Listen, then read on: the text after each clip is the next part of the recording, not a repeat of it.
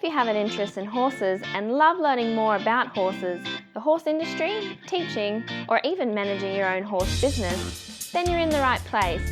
We would love you to join us on our mission, which is to improve the lives of horses around the world through the education of riders, handlers, and trainers. So get comfortable, listen in, and enjoy. Hi everyone, at Horse Chats today we've got Jen Hamilton. Now, for people who haven't heard of Jen, she's been around for a long time. Well, I've known Jen for quite a few years. She's been out to Australia a few times and I'm certainly very, very good coach. So love to introduce you to her. She's just recently written a book, which we will talk about in another episode, called Stride Control, Exercises to Improve Rideability. But today we're going to talk to Jen, who's just show jumping clinician. Before I introduce you, though, I just want to remind you about International Horse College. And with a mission to improve the welfare of horses around the world through the safe education of their riders, handlers and trainers, International Horse College has been very thorough in the selection of courses for a wide variety of people who already work or are preparing to work in the horse industry. For more information about these government-accredited courses, go to internationalhorsecollege.com. Registered Training Organisation 31352. Now, welcome, Jen. How are you? I'm very well, and thank you for having me. Oh, great to have you, Jen. Great to talk to you again. We're just having a quick chat about an interview I did with you quite a few years ago, a bit of a grainy video and a bit of a probably not very good sound. So this should be, just more up-to-date information about things. But Jen, just having a quick chat to you. Now, normally we ask people, how did you get start horses and everything else? What gave you the idea? We're not going to go into the book in this episode, but what gave you the idea to start off? I mean, there's obviously a progression through to become a show jumping coach. How did you first get started in show jumping? And did you do like any other horse sport before that? Well, I grew up in upstate New York, and all little girls, I think, want to ride, love horses. And so there was one stable that was near us called My Place Stables, aptly named.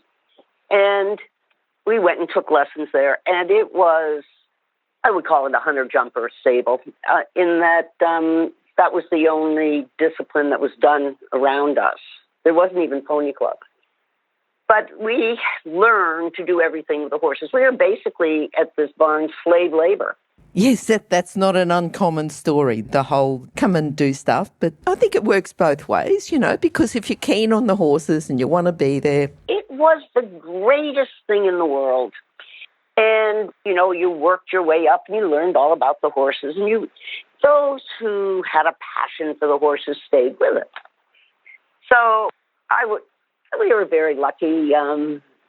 My parents bought my sister and me a horse. We shared it. And we started to show a little bit, and we actually wrecked the first horse. Everyone should be prepared to wreck their first horse. We did, so don't buy a fancy one. Anyway, we then, got more horses, and my sister dropped out, and I continued riding. And, yeah, it just progressed, and I then went to finished my junior years and had done very well. But I went off to university, and I decided that I needed to make some money while I was at university, and riding was the only thing I knew. So I started giving lessons, and that's how it all happened. So, Jen, I've got two things. What did you study at university? Because I'm always interested. A lot of people come in and say, well, I actually was studying how to be a teacher. I just became a riding teacher instead. Or it could be something completely obscure, like, I did law and then never actually practiced it because I went on the show jumping circuit and just stayed there. So what did you do at uni? I have an undergraduate in psychology. Okay. And I have a teaching degree. Yes, okay. So the teaching in psychology does help with your teaching. Exactly. And the good thing about it is when Canada started developing a coaching program, I became the darling of the coaching program because I had the equestrian expertise and I had the education degrees, which they wanted. which gave me total credibility. Yes, I have an education degree too, and I think it certainly does come in handy at times. Yeah. Oh, exactly. No question.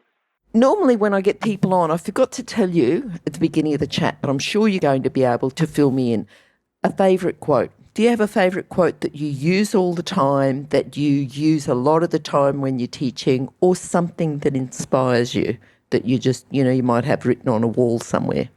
Okay, this is probably not what you expect, but my favorite quote is actually, the wonderful thing about sport is that it allows us to care passionately about something that doesn't really matter. Mm. Mm. And it stops people in their tracks. I haven't heard that one about before. Is that something that you've come up with, that's your philosophy? No, you will have to read my book because it's in it. We were actually at a coaching seminar with all sports. There were people there from boxing and synchronized swimming and everything. And we went into a course called the Psychology of the Coach. And when we walked in, on the board, it said, the wonderful thing about sport is that it allows you to care passionately about something that really doesn't matter. Well, you should have seen everybody's reaction. Tony, the boxer, went nuts. Bye. And then everybody calmed down and went, yeah, that's actually true. And I like the quote for putting things into perspective for people. And when things are really going wrong, and you tell them, well, it was only, 3 seconds in your life, they don't really listen to you. But then when I say, does it really matter in the scheme of your life right now, it settles things down. I think I've used it a lot, and I argue both sides of that quote. Because does sport matter? Yes, it matters to us. But then again, you can argue the other side. I think it's interesting. Yes, there's certainly a lot of, where you were, a lot of talk and a lot of discussion.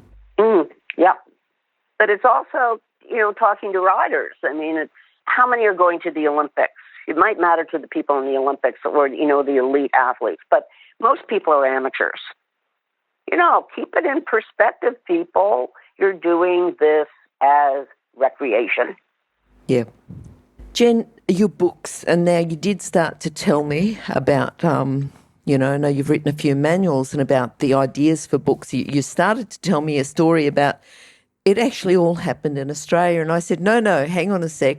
Don't tell me when we're actually doing the podcast, because I find that if people tell me a story when we have our sort of pre-chat, they don't tell it as good the second time. So I haven't heard this story either. So if you can tell me, that'd be great. Yeah. Okay, well, I was doing some clinics at Corralbin and in Bow Desert, and Christina Wilkins actually organized the clinics. And Christina had just started working for Horses and People magazine. It was just a small magazine then. And pretty sure she still does. Yes, she does. She's now the editor, an owner and publisher, but now it's a glossy magazine. It wasn't for sure. At this.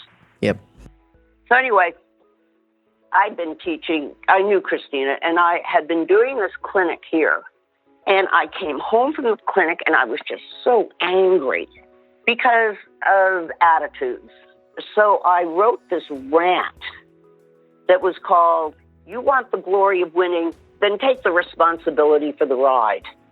And I typed it all out, and I emailed it to Christina, just out of the blue.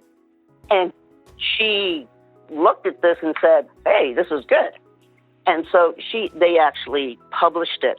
And then going back and doing more clinics, Christina said, "You need to do some articles for Horses and People." At this point, it's now turned into a glossy magazine. And so I did 8 articles, progressive development of training articles, and they came across quite well. When you look at the final book, it has the most beautiful graphics in it. And part of the success of the book is because of the graphics, and they were done by Christina.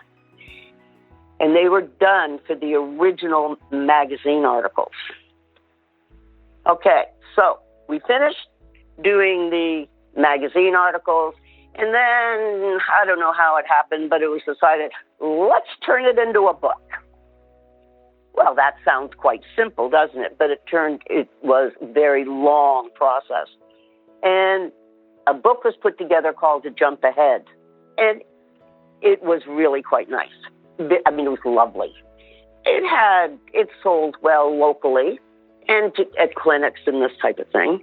But then, and we kind of finished, we didn't have anyone else to sell the book to, use the population we had.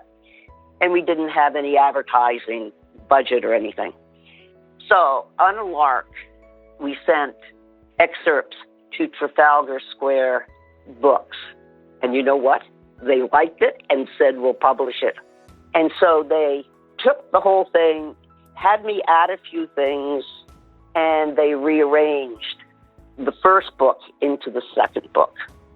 The second book is beautiful. I kind of compare the two books. A Jump Ahead was like a lovely, talented horse with lots of potential, ridden by an amateur, where Stride Control is that lovely potential horse ridden by a professional. That's the difference. The book is stunning. And I always have to say, part of the reason it's stunning is because of Christina and her beautiful graphics. Yes. Well, the bit, and I haven't seen right through the book, but I can't remember, I know I was doing some other, just sort of catching up with you and how you're going, and even the information Stride Control and just the little arrow that shows the takeoff, the landing, and, the line going over the jump itself. So I think just that, it makes the image so much better because it just shows and describes and, everything. Fabulous. Yeah. Fabulous. Yeah. Now, just taking back, Jen, because, I did a chat with you, quite a few years ago, and you surprised me with because I asked you the question and you surprised me with the answer. And I want to know if that was just, I was just in a bad mood that day, I just answered it that way, or else, no, that's my really strong. Hey, I've been sitting all day in the heat. Well, that's right. That's right, yes. But I asked you about advice for people because I have this all the time. People wanting to get into the horse industry, okay? So, and I advise people all the time, go out, learn as much as you can, and the jobs in the horse industry are just expanding so much, and often they come in maybe with a complementary job, even like you have, with a university degree in teaching, but you're still an instructor, so you've been able to combine the two and have a coaching program, those sorts of things. So I'm always encouraging people to get into the horse industry because I think it's a very, very, very fulfilling role. I think the whole myth about there's no money in the horse industry, I think that's just crazy. There may not be in the early stages, but I think if you're really passionate and you're focused and you want to do the best job you can do, you can be quite well paid within the horse industry. But your answer back then was, I wouldn't even, it was something a bit, I'd I'd just tell them. I don't know. Did I say I'd lock my daughter in the closet? No. But you did say, I'd tell them to go out and get a real job and just ride your horse for pleasure. And that surprised me a bit. It surprised me a bit because you'd been coaching to professional coaches, and coaching people who are in the horse industry. But what's your view on it now? I mean, if someone comes to you who's got a bit of talent, who can ride a bit and is a bit focused and that whatever they choose to do, they're going to do a good job at, and they would like to get into the horse industry, what would you tell them now? Well, I still feel the same way in many ways. And I think because it takes us a total commitment to the sport if you're going to do it professionally. And probably my response last time was in reference to rich kids who go, Daddy, I want to go into the horse business, and they build them a stable, and then it peters out. So that was probably part of my answer. But really, for anyone going into the horse business is I said you have to have a real passion for it. And I think you have to have very high principles and ethics. I think that is so important.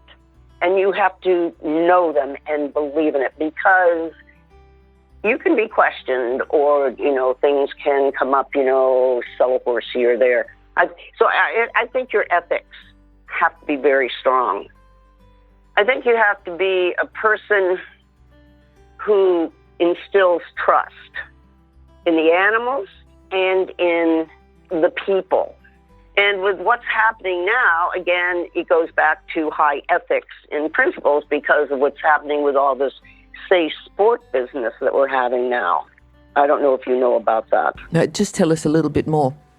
People within all sports, but in the equestrian sport, people have been charged with sexual assault going back 50 years. And it's called safe sport. And people are really watching this. I totally believe in safe sport, but everything gets out of control for a while. But because of the way things are and the Me Too thing, you've got to be very careful on this. And so it really goes. You must have ethics and integrity. Okay, you start with that. You must have that. Then I think you have to be a good horseman. You have to have the passion for it and this type of thing. To be a teacher, you have to have communication skills. And you've got to be observant.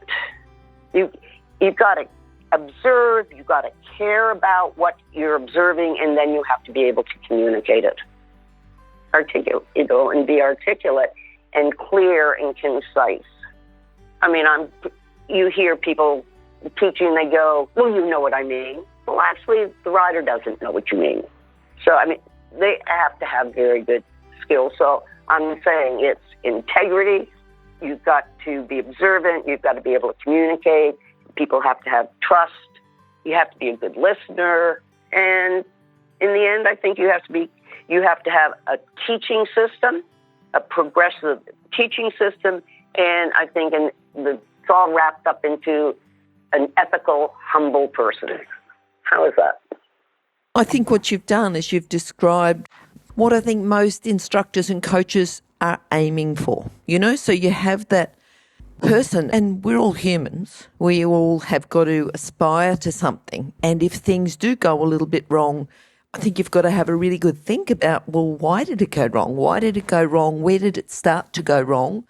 How could I change this, right back in the very beginning? Did I say something to someone, or how did it all start? And I think you've got to keep reviewing, almost like reviewing what you've done every day, every lesson, every time, oh, that jump didn't go well. What could I have done different? Should we be doing this? Is this the right exercise for the right rider, or is it the right exercise for the right horse? Because, I think when you described about a very talented horse with an amateur rider and a talented horse with a professional rider, well, the requirements, the exercises you do are going to be quite different. Same horse, but two different riders. And I think you've got to, as a coach, really know and understand the capabilities.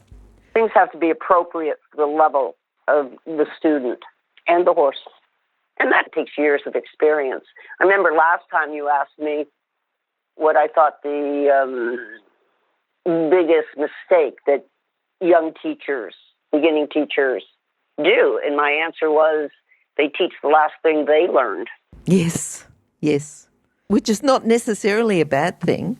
If someone's out there and they're competing and they're having regular lessons, so it's not necessarily a bad thing. But yes, I think it can be out of focus, and they're not looking at what they're seeing and what the problem is.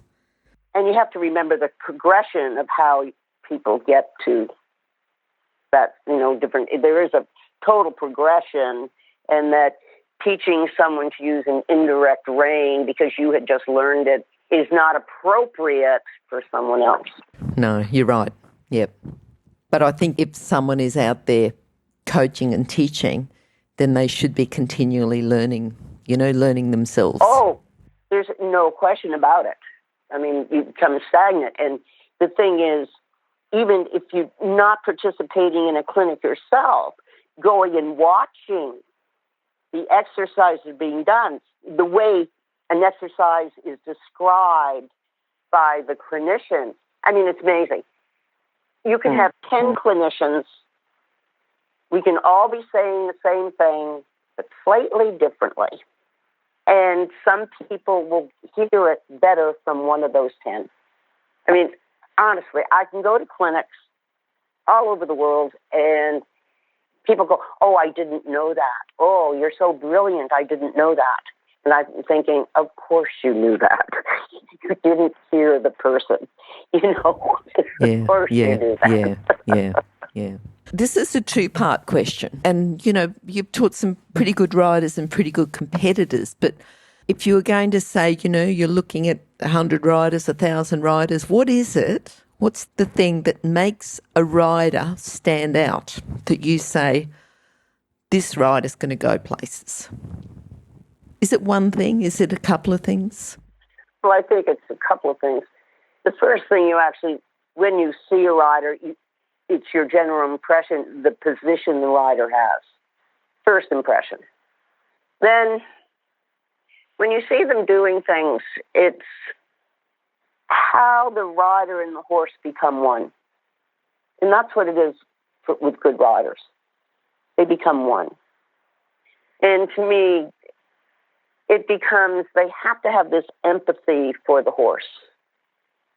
And without that empathy, it's mechanical and people will get to a certain level. But if you listen to all top riders, they talk about how they care for that horse. And it's not just a machine. You have to have the skill, but I think you have to combine it with empathy and this total desire. It's the passion to do the work, because it takes hours of work. I mean, the old saying is attitude versus aptitude. You can be a really good rider, but if you're lazy, it's useless. If you can take an average to above average rider and through work, make them pretty special. Attitude. We've certainly talked about it before, but the attitudes, I think even as a beginner rider, the first time they're on a horse, are they the sort of person who's got a certain amount of just self-confidence, or are they the sort of person who's going to be nervous and jump and, think of excuses and everything else right from the beginning? Yeah. What about a horse? Think about, and I know you see, and I know that, we've talked about having the right rider, which is important in the team, but if you were, say, asked to look for a young horse for someone and you go out and you're teaching, hundreds or thousands of horses, and there might be one that attracts your attention that you think, I wonder if this horse is for sale, if it ever comes up for sale, one of my other riders might be interested. What would it be that's going to attract your attention about a young horse where you might be thinking that it's got a bit of talent, can go places? The first thing I look at is its stride, how it canters, and then I look at its technique and carefulness. So when you say how it canters, the stride, I know you're going to say read the book, which we will talk about in the next chat, but the stride, the length of stride, the distance when a horse canters between the back legs, what are we particularly looking at in the canter stride? Well, you see, you have to, in order to get around lower level courses, you need 3 different stride lengths. You get around Olympic courses, 7 different stride lengths. So you start out with middle and then you have 3 on each side. The main thing is we cannot make a bigger stride, but we can train in a smaller stride. So we have to have a horse that has a big stride to begin with. So then, because getting to the jumps is the hardest part about jumping a course. And so after that, determine that the horse has a big enough stride. And then it goes into training. Okay, you can see horses' natural instincts for their technique. And are they careful and brave? I tell all this the horse has to have technique, they have to be careful, they have to be brave. But one of the nicest horses I ever rode was, to begin with, one of the worst jumpers I've ever sat on. But then one day it's all clicked in and he became a superstar. So you start out with the ideal, but sometimes there are freaks that, make your theory wrong. But they've got to be able to move, have the technique to do the job. And it all comes down to conformation. Part of that is conformation. And then, of course, you have who can judge the heart. It's hard to know. So I'd say stride, technique, careful, heart. What's the horse who's given you the most knowledge as an individual? What have you learned? Is there one horse that stood out and all of a sudden something clicked? All of a sudden something that you thought, right, this horse, I'm going to be forever grateful because they taught me this? Okay, it's actually a horse called Wejordy. He was a 17-hand thoroughbred. And I'm not very tall. And he was an ex-steeplechaser, and he could get strong on me. And it was actually when I first started riding with George Morris. George was in his classic stage, and everything had to go in a snaffle, drop nose bend, and running martingale. Well, that was all very good, but well and good. But the horse used to run away with me. And George would go, I can hold the horse in a snaffle, why can't she? Well, that wasn't going to happen. So anyway, we learned about bits, what would work with him, and with my height and my strength and things. He taught me to do a lot of flat work, so I could ride him better. But first, I had to have a bit so I could ride him. Then I could train him. And the best piece of information I ever got about riding that horse, and I use it all the time, I was at the Royal Winter Fair in Toronto, and I was a junior, but I was showing in the open jumper division. And I was having a great round, and then Jordy stopped on me. Just slammed the brakes on. Oh, and I was crushed, Anyway, I was cooling the horse out later, and it's an international show, and the coach of the Irish team came up to me, and he went, little girl, never let go of a stopper. And then he walked away. And I had no idea what he was talking about. And I kept on walking, and then he came up again. He said, never let go of a stopper. Do you know what I mean? I said, I don't know. And I was probably 16 at the time. He went, and I wish I could say it in an Irish accent. He said, you never let go of a stopper with your leg, your hand, or your eyes. So in other words, your eyes are directing you, and you're always keeping the horse connected between your leg and your hand. You never let go with your hand or your leg. And that horse never stopped again on that advice. And he jumped big jumps. And no, I'm not saying you hang onto the back teeth or anything, but it's learning that connection of leg to hand and the automatic release. Yeah. So he taught me a lot of flat work so I could ride him. And then learning to ride him. And he took me over big jumps. Big jumps. And won a lot of good prizes. And I thank him very much. I also used to sit on him in his stall and learn my Latin verbs. I chanted declensions of Latin verbs on. I think he learned quite a bit of Latin too, also. There was an exercise, and I can't remember where I saw it, but, and correct me if I'm wrong, but I'm fairly sure it was one of your riders. And they were riding, and it's an exercise. The reason that I was interested is it's an exercise that I'd learned. And, of course, you're talking about, you learn a technique, and then, of course, you want to teach it to your own students. But I had to stop teaching it because I thought this is silly. Just because I can do it doesn't mean they can do it. And it was an exercise where you just have the bit and the reins, but without the headpiece of the bridle. Mm-hmm. And you use that because I saw it on one of your riders.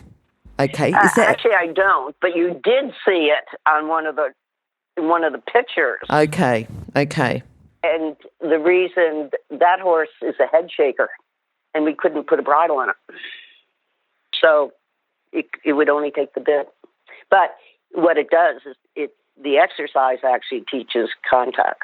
yes, which is good if the rider's ready and the horse is the right type of temperament to be able to do that, So if the rider's ready and the horse is a suitable temperament to do it, it's a good exercise, but it can go a little bit wrong too. And oh, yeah.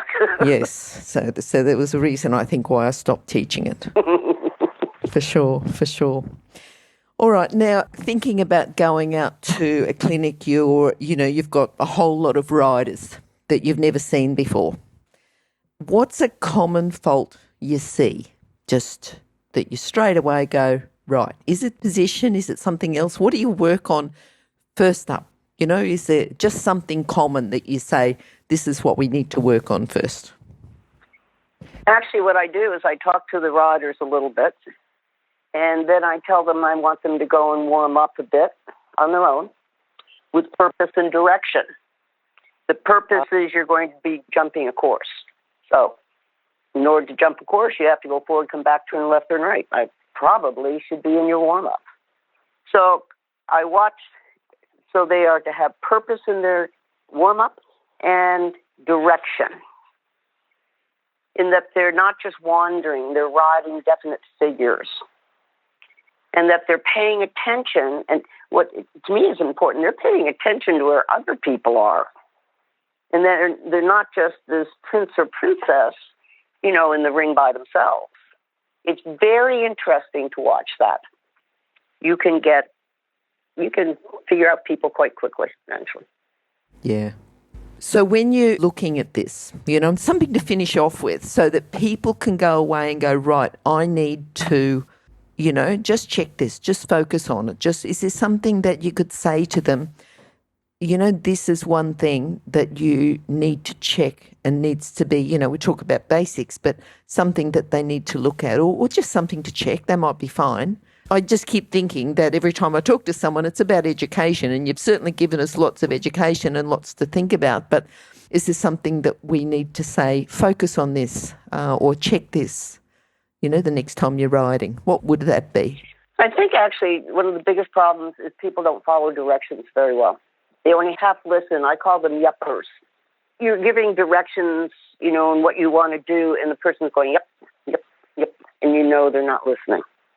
So what I think people should actually do is tell themselves what they're going to do. Like that you have to trot down the side of the ring, do a serpentine of 3 loops, canter the middle loop. It's several things, several definite steps that they have to do, and then they have to go follow their own directions. It's in that they actually go where they want to go. People don't, they wander a lot. Every time you ride, you're forming habits, either good habits or bad habits. Why not form good habits? I'm writing down. You're right. Yeah, I think so. I think, and even just being able to, certainly within, you're marked for it within the dressage arena. It comes up. You may not be marked if it's a straight show jumping, but the quality of your jumping, it's reflected in your results. Jump is only as good as your approach. Yes. And that is your track. And it's just as important in jumping as it is in the dressage ring. You might not, as you say, be judged on that actual track, but the jump tells us the story. Jen, just, thinking now, and, we're sort of in the middle of COVID and there's lots of other things going on, but the next, 12 months, what are you looking forward to? What do you plan on doing? Oh, let me think. Well, getting off my hill, actually. I was supposed to have a very busy spring. I had 9 clinics that I was doing in Canada and the States, and that was all canceled. And we were going to go to Kenya with our grandchildren. That was canceled, of course. So what am I looking forward to? Just going out and schooling some nice horses. We've had no horse shows here. They've been canceled. So I guess normalcy, getting back to what it was. But it's been interesting here because we've had no horse shows. But I can do small, groups of teaching.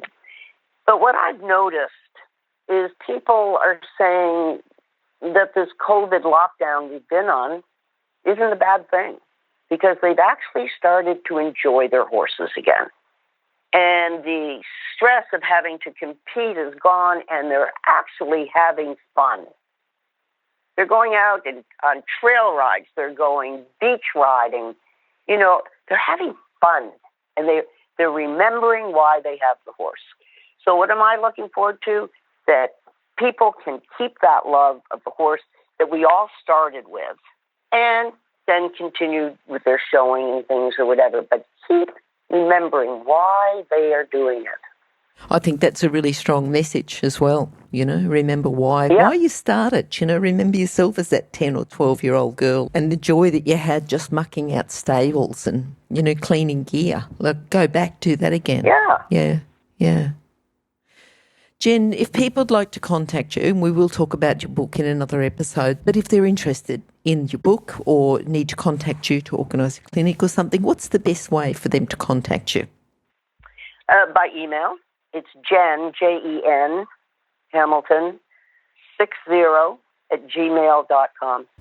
Okay, now those results as well, people, regular listeners will realise they can just go to horsechats.com, search for Jen, search for Hamilton, search for either of those, and at the bottom of your page, so every chat we do will have a separate page, and at the bottom of each page those contact details will be there as well. So I've got to say, Jen, thank you for coming. Wait a minute. One more thing. I also have a Facebook thing, which is Jen Marsden, Marsden, Hamilton Equestrian Coach.